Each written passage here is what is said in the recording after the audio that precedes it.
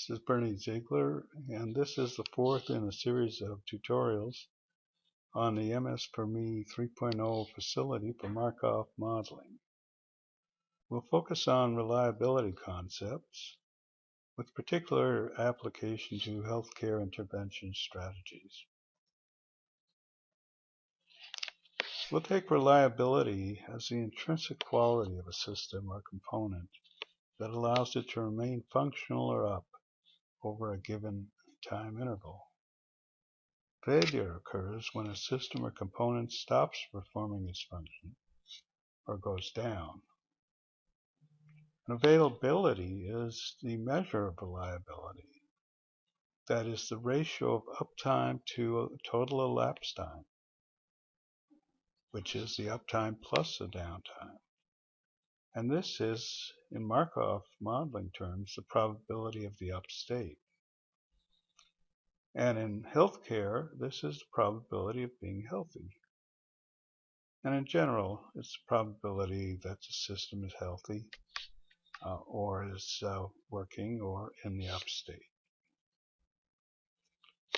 Technical system design is focused on increasing reliability, and this may include redundant components that intended to increase availability, so that if one component goes down, another is available to take its place, and in the meantime, the component that went down can be replaced, and the whole system continues to operate over long periods of time.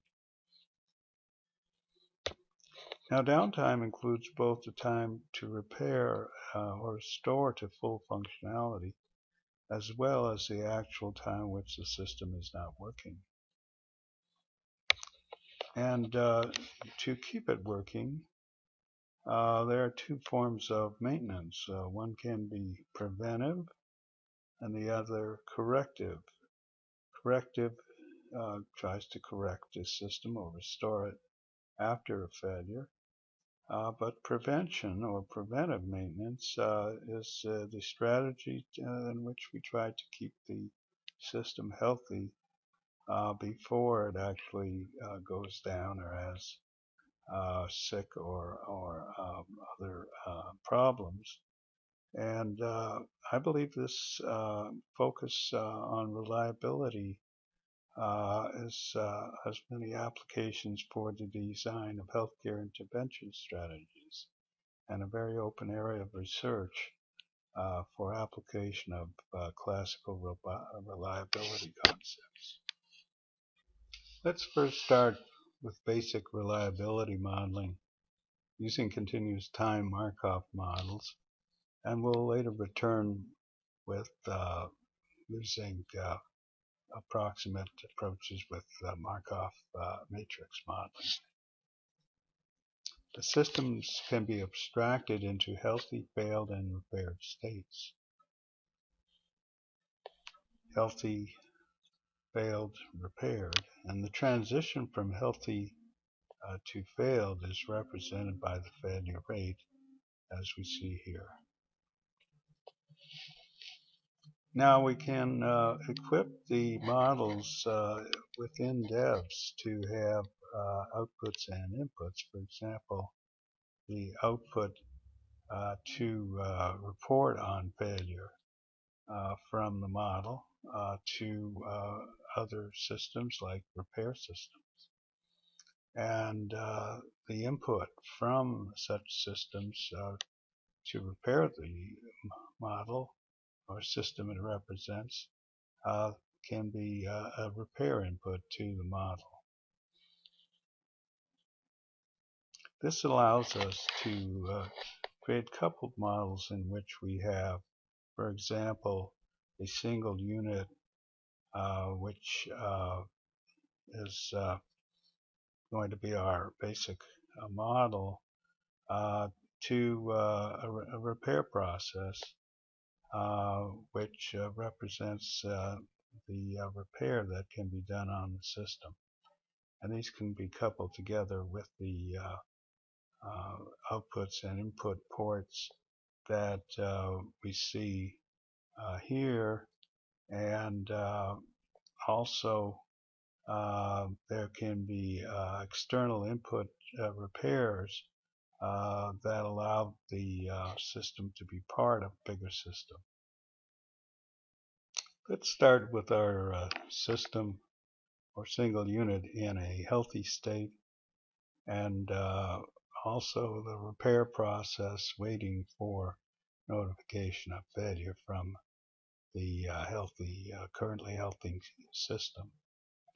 We'll step the system so that it enters the failed state after some time, and outputs a failure notice to the repair process, which goes into a state called stop repair if the system is being repaired or already repaired from another source, which would be from the input such as here, in which case both the system and the repair process return back to their original states.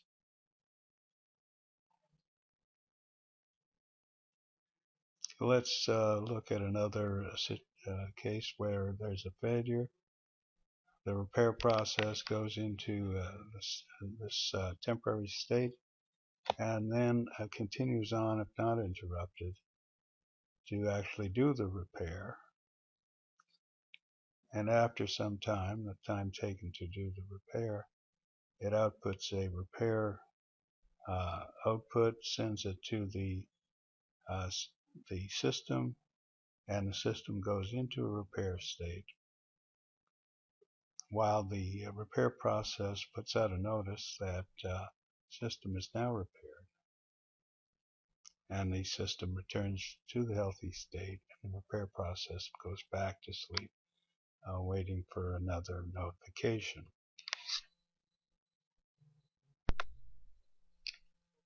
Let's now consider Markov modeling of availability. The repair input in the single unit model that we've been looking at can be replaced by a rate of repair, using the button to automatically generate a Markov matrix model. Let's recall that a system is in one of two states, basically. Uptime, in which it's performing, and downtime, in which it's failed or sick. And it shuttles between these two states, depending on the inputs or failure and being repaired. And the availability is the percentage of uptime, and the downtime is 1 minus, or the probability of downtime is 1 minus the probability of being up.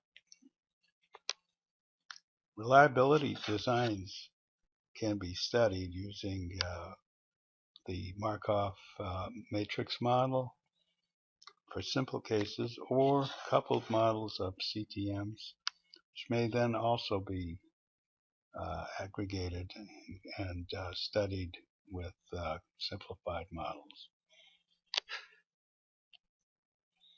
For example, we might compare a single unit, 2 units in parallel, and two units in parallel with super repair, namely a repair that works when both units go down. And we'll see more about that later. And we can study the decrease in system downtime, or the probability of being down for these cases, and we would expect to see this kind of drop-off, fairly steep drop-off, by using more redundancy and more repair.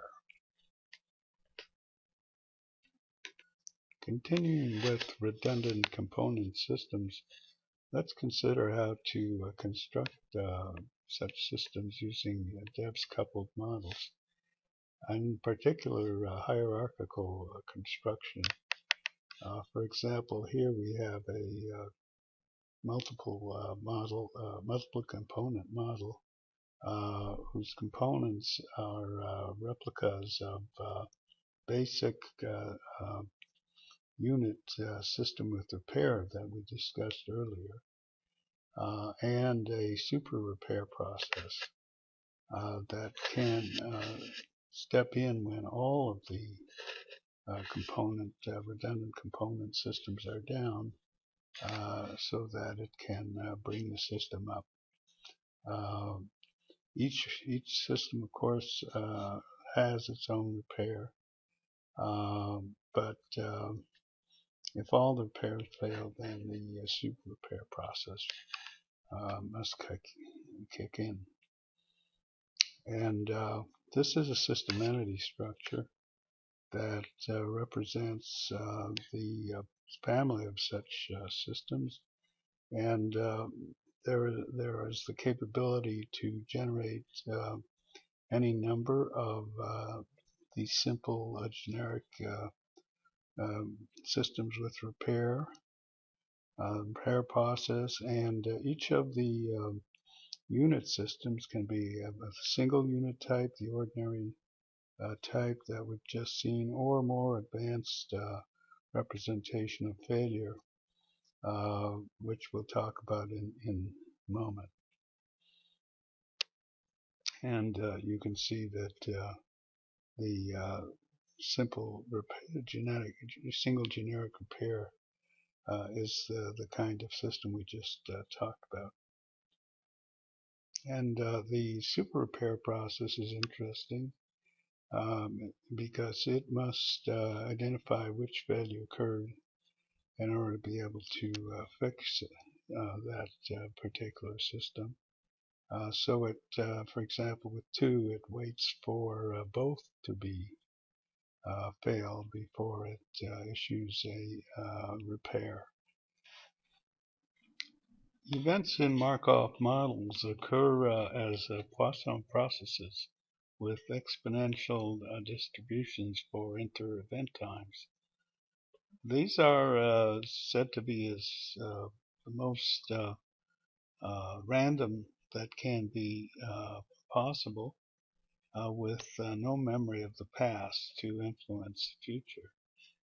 But by putting these models together, or by constructing them to have several states, we can generate more complex event distributions with dependence on time.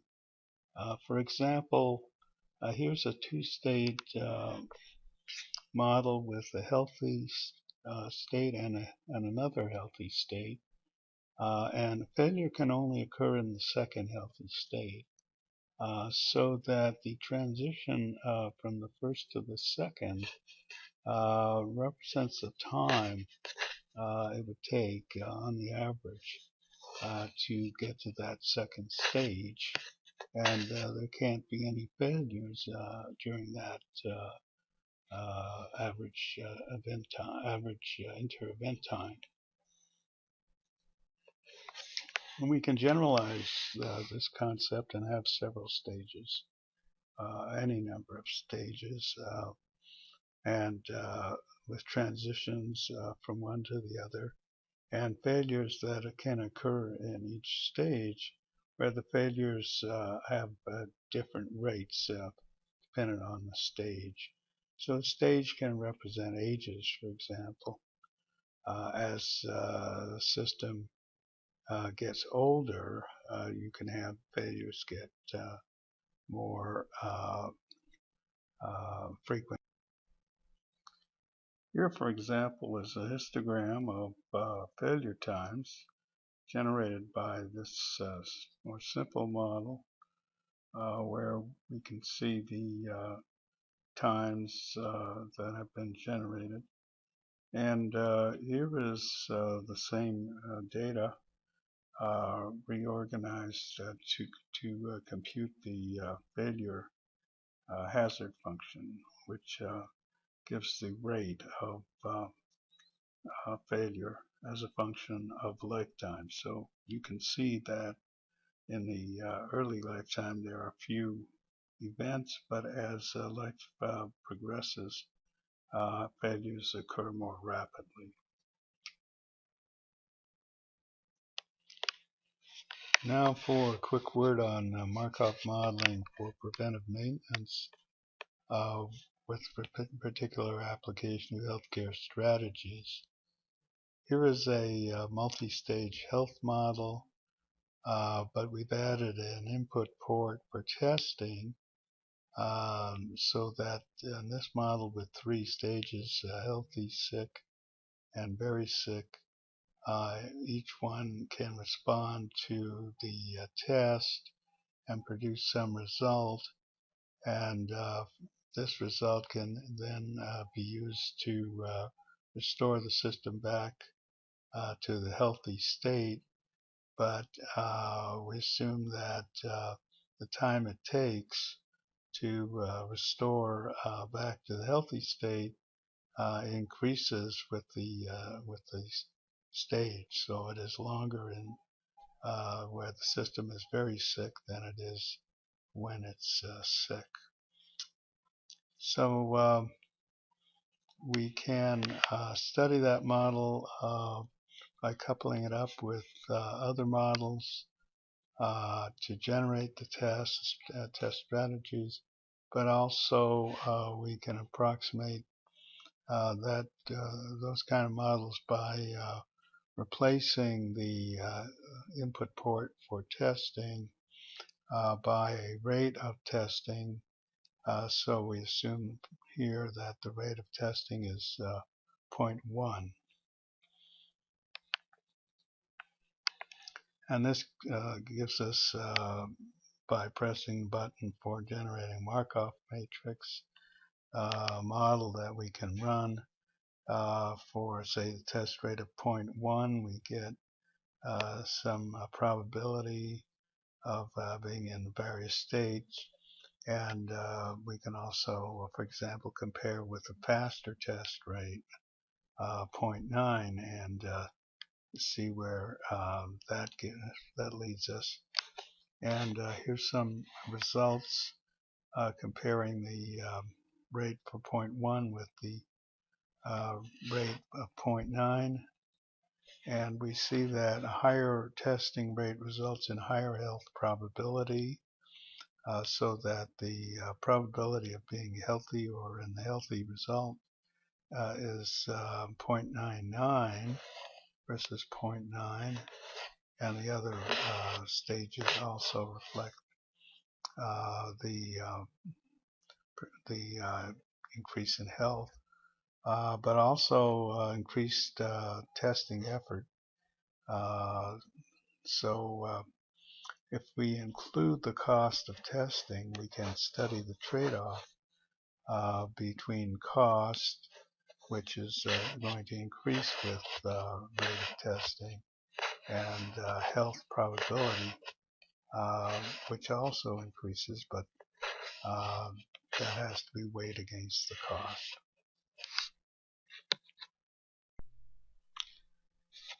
So in summary, the MS4 Me version 3.0 Markov facility supports reliability applications and particularly healthcare intervention strategies.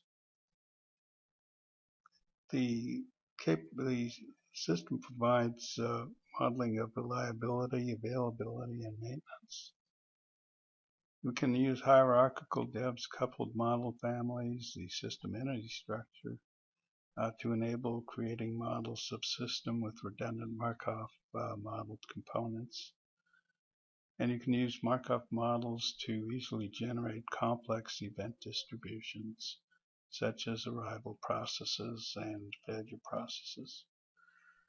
And you can use Markov modeling to develop preventive maintenance systems, and with particular application to healthcare strategies, this be a promising area for future development and research.